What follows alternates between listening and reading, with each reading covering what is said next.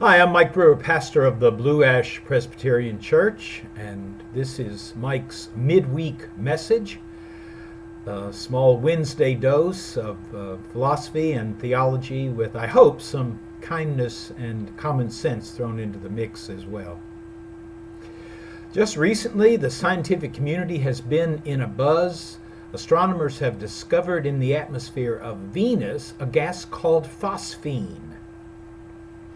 It turns out that on this planet, at least, phosphine is normally associated as a byproduct from certain living things. The presence of phosphine in the atmosphere of Venus suggests that maybe, just maybe, there is some form of life on the planet. Well, the bloggers are loving this, the science bloggers and the science fiction bloggers, proclaiming that maybe we're not alone in the universe. Maybe there's life on our nearest planetary neighbor. Of course, the truth is we've never been alone in the universe, and we have always had a multitude of neighbors, much closer than the 20-something million mile away planet Venus. It would be true that we haven't always acknowledged the neighbors we have or done a good job of relating to them and taking care of them, but neighbors we have nonetheless. The Old Testament says, "Love your neighbor as yourself," a sentiment that is quoted fervently and enthusiastically in the New Testament. Probably the best commentary Jesus ever offered on neighbors was the story he told about a man traveling along the road.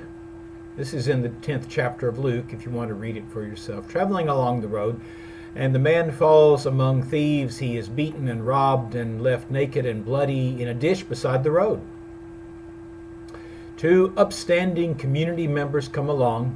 They spot the man, and they pass him by without dirtying their hands. When they have gone their way, along comes a Samaritan, someone who would normally have been looked down on in the Jewish community of the first century, and he steps into the ditch, cleans the man's wounds, puts him on his own donkey, takes him to an inn where he can recuperate, and pays for his time there, his convalescence.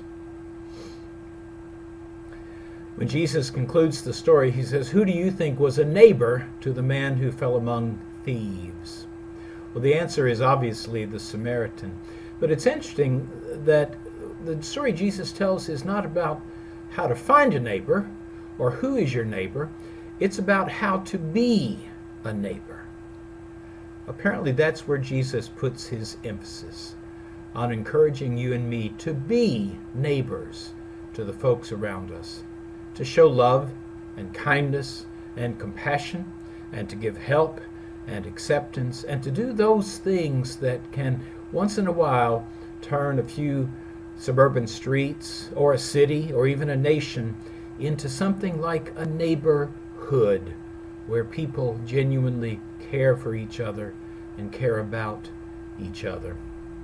Well, as I say, our track record is pretty mixed. Sometimes we're good at being neighbors. Sometimes we're not so good.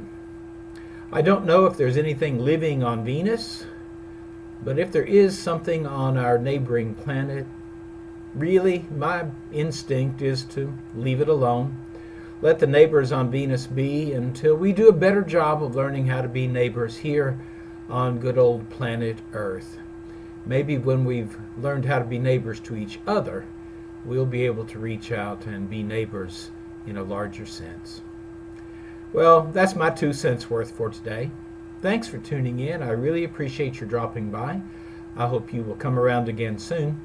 In the meanwhile, be strong, be safe, be faithful, and if you get a chance, be a good neighbor. I'll see you soon. Take care. Bye.